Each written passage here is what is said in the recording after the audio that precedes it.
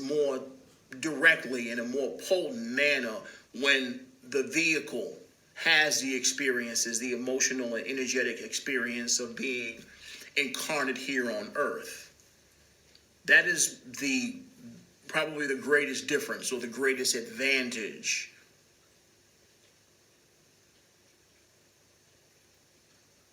However, that information is within you. I'm not going to tell you I have some special code that I'm giving you and you have to come here to get it and you've been touched by a master and what have you. Just cut it out, okay? So, you listening to another person about the way in which you live your life, that can be limiting. That is to participate in psychological enslavement. You listening to another person tell you what you need to do in your life. Because the ego wants to do everything right. It wants to be right. So it feels that it doesn't trust itself. So it feels a need to ask someone that the ego feels is more wise or greater or more evolved or more smarter than them and what have you. They go and do that.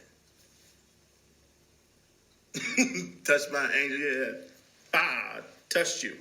Touched you. That's what the ego does. And of course, this is insecurity. This is a lack of trust in oneself.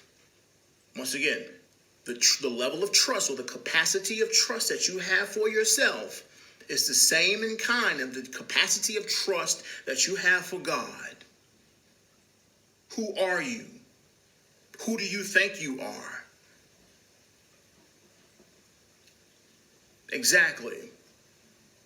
Trust yourself more, beloved.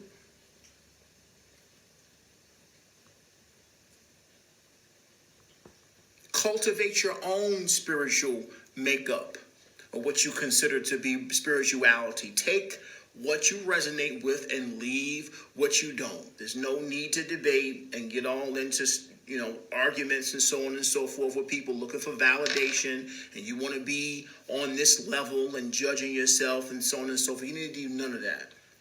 The way in which you choose to experience your life and walk the path of expansion and personal alignment is your decision.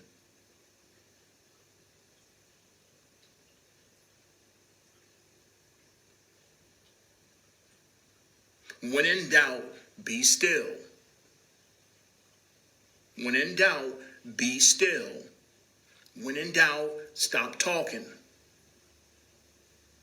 Stop entertaining the endless questions and stream of thought forms that enter your brain because that's not where it's at. Be still. Be quiet. Feel how you feel. Recognize the emotions that come up versus listening to this talking. Because we'll allow ourselves to harness this talking and then we start writing what we're talking and saying, well, what if I this and this? And what if this happened? And well, what about this? And is this and this? And but in this, and then we feel as if there's some level of intellectual, we feel smart entertaining a bunch of talking and a bunch of questions. No, that's the most intelligent thing you can do is be quiet. Be quiet. When in doubt, be quiet. Because once again, the questions only create more questions. They don't bring any solace or any peace to your being getting an answer from someone. It doesn't solve your problem getting an answer from someone. When in doubt, be quiet and make decisions based on how you feel. What do you feel excited about? What feels better? What feels good to you? Not what's right and wrong. What feels good to you? There is no right and wrong answer. Be quiet and go in a direction that feels good. How about that?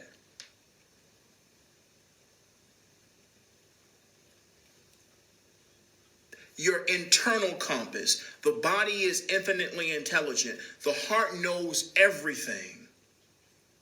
It knows everything. Be quiet.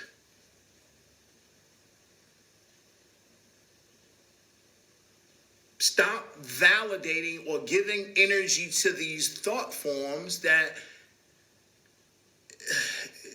it's not going to help. Asking another question, or maybe if I add more detail and use some other big words or whatever, then the question will come off and I'll have what I need. No, be quiet.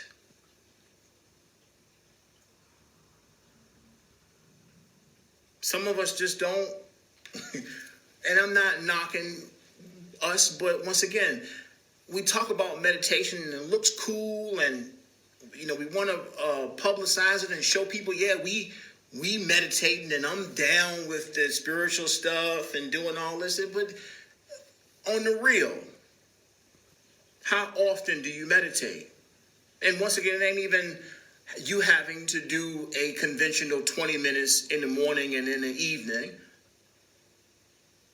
but taking the time when necessary versus asking a question to be still.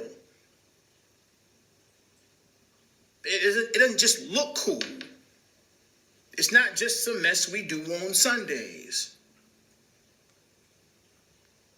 Exactly. Soul energy don't necessarily speak English like that. It's not going to come off as a voice in your head. It's a feeling. The higher self will speak through feelings to the divine feminine. That's, once again, that is why the divine feminine and sensitivity is the home of all that wisdom. Because it speaks through feeling to the masculine, which will translate those feelings and speak them into English or German or what have you. Then it manifests itself as sound vibrations into form. But it will come through the divine feminine, which is translated into feeling.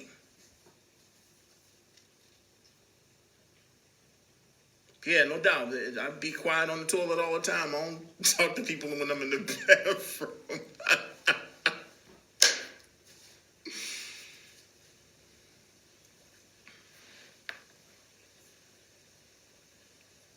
We feel like this is a test. And traditional spirituality or what have you, the constructs that, and I say traditional because these are human constructs, right?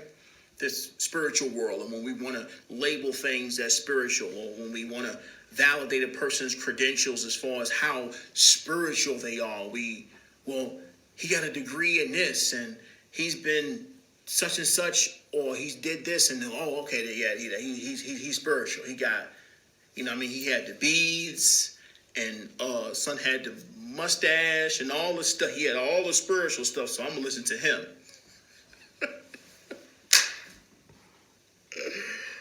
Oh, Lord. You, beloved. You are what awakening looks like. You are what the leaders of the new earth look like. It is a matter of you accepting yourself with all your quirks and kinks and how you talk and where you're from and where you go shopping and what you like to eat and what have you. Beyond all of that is you as a manifestation of unconditional love. Right? He got the mustache, you know what I mean? Son about to start floating. This is what it looks like. When you look in the mirror, this is what the return of Christ looks like. It was necessary for you to embody this energy, to be that person, to enjoy and accept all that you are, to allow the light, the wisdom to radiate from your being, the spiritual maturity to radiate from your presence. It wasn't about the stuff and how you look or your jewelry and what have you. Like, it wasn't about none of that. This is clothing. skin color, some of us overweight, or all of that. You, the truth.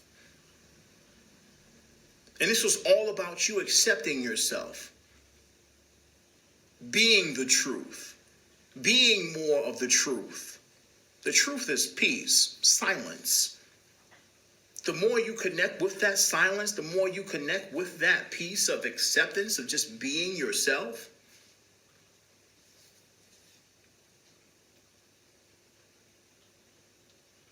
the more you radiate the divine truth of who you are for those around you, the more you serve as an example of the higher planes of existence, you being.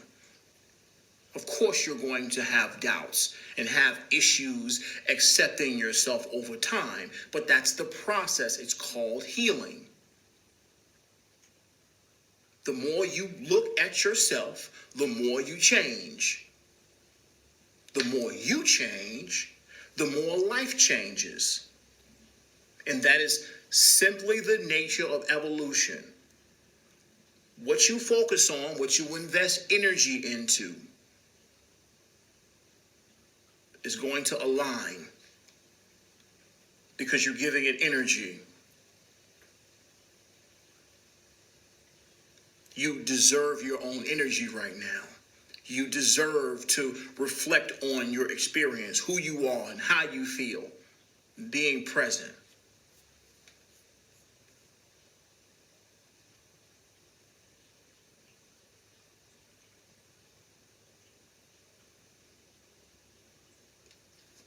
Take what resonates with you and leave the rest. Sit. That's it. Let it go. Let it go. If you don't resonate, you can leave it alone.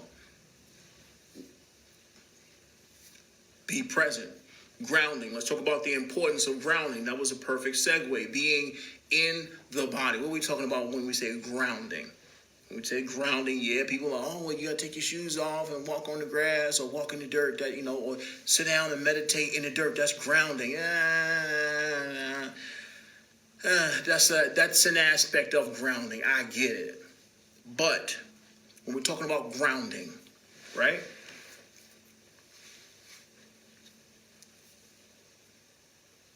We're talking about being on the ground, being here, not necessarily literally the ground, but being in your body. In your body.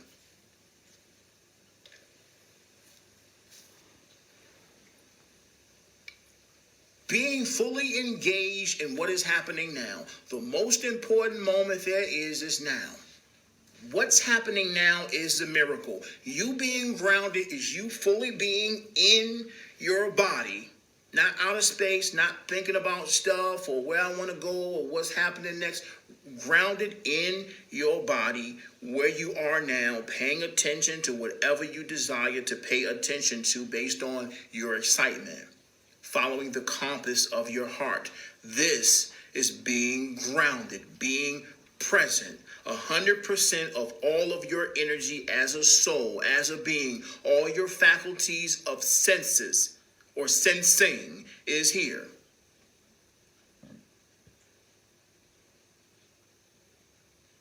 Of course it is. You walking on the grass and so on and so forth and I walk around my shoes off all the time. Sometimes in places that are inappropriate. Oh, it's broken glass. It's like, look, I feel like walking with my shoes off today. I'm with Gaia. We straight. I'm not gonna cut my feet. I'm not scared. I'm cool. I'm present with Gaia today. But when we talk about grounding, when it's spoken in many of the transmissions and expressions from souls of that particular plane, when they speak about grounding, they're talking about you being present, fully in your body, not thinking about going somewhere else. And I'm from the Pleiades and whatever. No, you're on Earth now. Be in your body. Be present where you are.